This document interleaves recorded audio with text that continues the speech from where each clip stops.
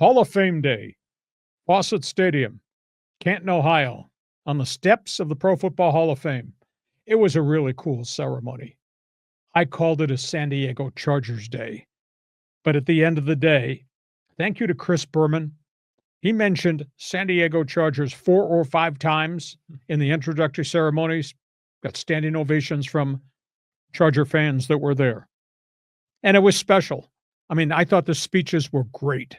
Jared Allen, the Minnesota Viking, showed up with his cowboy hat. He talked about the all-in, all-the-way speech that has fueled his very successful career. Unique, really different guy. Ex-Minnesota Viking. Eric Allen, the San Diego native, Point Loma star, talked about focus, family, focus, football, and all the different stops. Then they wrapped it up by quoting their favorite phrase in Philadelphia, where he started for the Eagles, fly, Eagles, fly.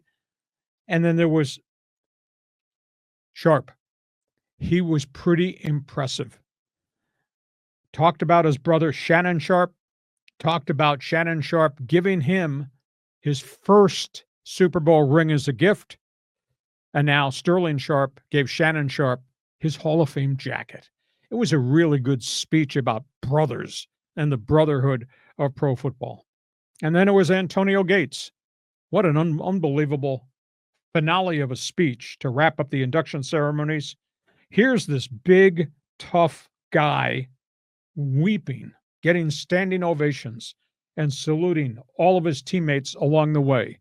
The Rivers, the Tomlinsons, the Merrimans, all those guys. That camaraderie was there in Canton. I really thought the ceremonies were cool. I thought the speeches were cool. Do you own a Jared Allen type cowboy hat? I mean, it was, Nice. I thought the ceremony was really, really neat from a lot of different dimensions. And again, there were only 4 guys who got in. And the most amazing thing, 2 of the guys that got in, you've heard me use the phrase, everybody comes from somewhere. Antonio Gates came from Kent State, did not play college football. Jared Allen came from Idaho State, Big Sky Conference 1AA. And those guys are in the Pro Football Hall of Fame, obviously, with the greatness of Sharpe and the greatness of Eric Allen. Do you like the speeches from those guys? Yeah, they were great. And like Eric Allen's an interesting guy because do you think of him more as an Eagle or more as a Raider? I think more of him as an Eagle, but he had a great career with the Raiders. I think of him more than anything else as glue. He had, I think the number, they said 36 interceptions in his career, which is pretty impressive. He took 8 back for touchdowns. I mean, this is a really... Was he using Stickum back in the day? Yeah, probably was. He played for those guys. Yeah, he probably cheated. But no, it was... I thought the ceremonies were cool. And Jared Allen, I mean, I knew of him. I saw him play. High motor guy. Jared Allen was Max Crosby before Max Crosby. And you know what Max Crosby is in modern day football. So I thought the 4 induction ceremonies were great. But it turned out to be, I think, a San Diego Charger Day. Oh, for sure. Because they flashed every time Antonio Gates made a comment about the lightning bolt.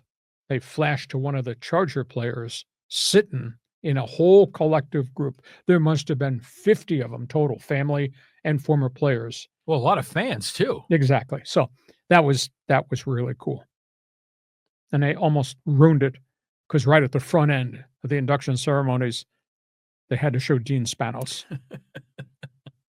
Just took the air out of the balloon for a short time. But I thought the speeches were just spectacular. How long have they been doing this video like to introduce the player? Because they've just kicked that in the last couple of years because the ceremonies are getting way too extended. Because you'd have somebody do the introduction. I'm introducing da-da-da-da, and it'd be a long comment.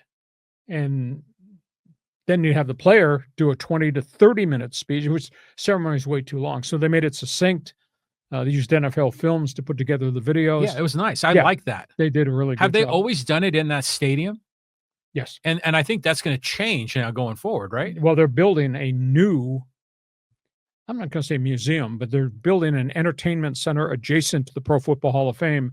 I think it'll become an indoor venue.